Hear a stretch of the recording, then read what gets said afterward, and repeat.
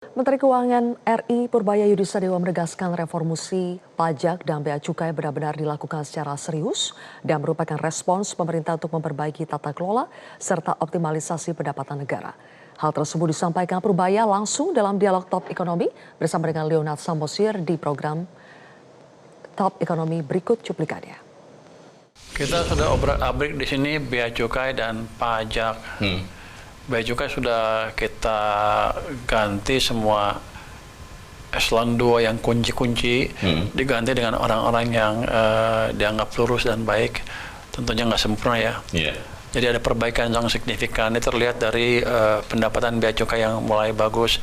Misalnya untuk penyelundupan sudah berkurang dengan signifikan. Saya nggak tahu Balpres sudah berkurang kayaknya. Saya tunggu yang teriak-teriak atau yang jual Balpres dengan banyak saya akan datangin, tapi udah nggak ada kayaknya. Terus rokok juga ditindak dengan tegas. Tahun ini tuh jumlah batang rokok yang diamankan tuh 2 kali lipat dibanding dengan tahun lalu. Jadi bea cukai udah kerja dengan baik, dan pelabuhan-pelabuhan kita terapkan sistem AI dan yang ngembangin mereka sendiri.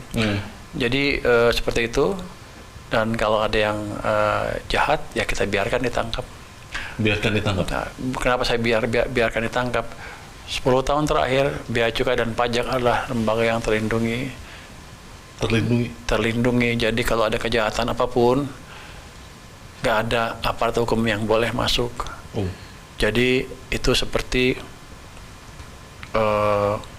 kalau kita bilang kredit tempat untuk mengembangbiakan calon-calon koruptor karena mereka aman. Sekarang kita buka dan saya sudah beritahu pegawai bea cukai untuk memperbaiki diri, dan banyak orang baik juga di sana. Karena ancaman presiden clear, kalau setahun nggak bisa perbaikin, bea cukai akan ditutup. Jadi ini presiden yang ancam, bukan saya. Ditutup maksudnya akan diganti dengan SGS. Seperti zaman dulu lagi, asing yang akan menjalankan. Tapi saya hitung asing kan orangnya juga nggak banyak di sini dan kemampuan juga nggak secanggih orang sini ya. Lebih baik saya bereskan aja orang-orang kita yang canggih yang kemarin agak melenceng jadi lurus lagi. Dan itu bisa dilakukan. Pajak juga sama. Seluruh eselon 2-nya sudah saya kocok. Kemarin juga saya ganti ketika ada kedapatan beberapa yang menjalankan praktek agak aneh di mata kita ya. Saya nggak pusing-pusing lagi sekarang. Nggak usah cari kesalahan apa-apa. Saya curiga saya ini kelihatannya salah, ya udah. Kita rumahkan aja. Rupanya saya boleh ngerumahin. Nggak tahu nanti Menteri Pan-RB protes nggak.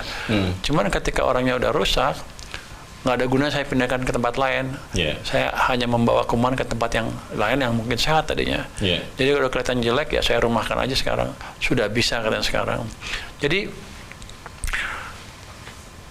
reformasi yang dilakukan di pajak dan bea cukai betul-betul serius. Mereka nggak bisa main-main dan mereka juga sudah nurut dan kinerjanya sudah bagus sekarang. Pajak aja waktu 2 bulan pertama tumbuhnya 30%. Sekarang mungkin turun ke 16%, tapi ke depan akan tumbuh 20% sampai akhir tahun. Ini pengumpulan pajak atau pertumbuhan pengumpulan pajak yang amat signifikan dalam beberapa tahun terakhir. Makanya di bulan April tiba-tiba defisit kita turun ke 0,6 dari bulan Maret 0,9. Karena kinerja pajak dan bea cukai membaik secara signifikan, dan kan belanja saya tarik semuanya supaya merata. Di awal tahun dipercepat, sementara pajak bea cukai dan pajaknya baru mulai ngumpulin, kan belum maksimal. Tapi ketika April udah mulai jalan semua ya. Defisit yang tadi tinggi karena saya belanja cepat, sekarang tertekan lagi ke 0,6. Kalau hitungan kasar ekonom TikTok katanya dikali 3, 1,8 defisitnya. Sebelumnya kan 0,9, mereka kali 4, 3,6. Berarti nggak sustainable anggarannya. Kalau ikut cara mereka, saya 0,6 sampai April, berarti kan kali 3 untuk 12 bulan. Saya cuma 1,8. Aman kalau pakai ilmu mereka. Tapi nggak begitu, kan ada naik turun, ada siklus tertentu di belanja pemerintah. Jadi kita harus hitung dengan hati-hati. Nanti Juli saya evaluasi semua belanja pemerintah seperti apa, dan akan kita lihat sampai akhir tahun defisitnya seperti apa defisitnya. Tapi yang jelas akan kita maintain defisit terkendali di bawah 3%. Jelajahi cara baru mendapatkan informasi. Download Metro TV Extend sekarang.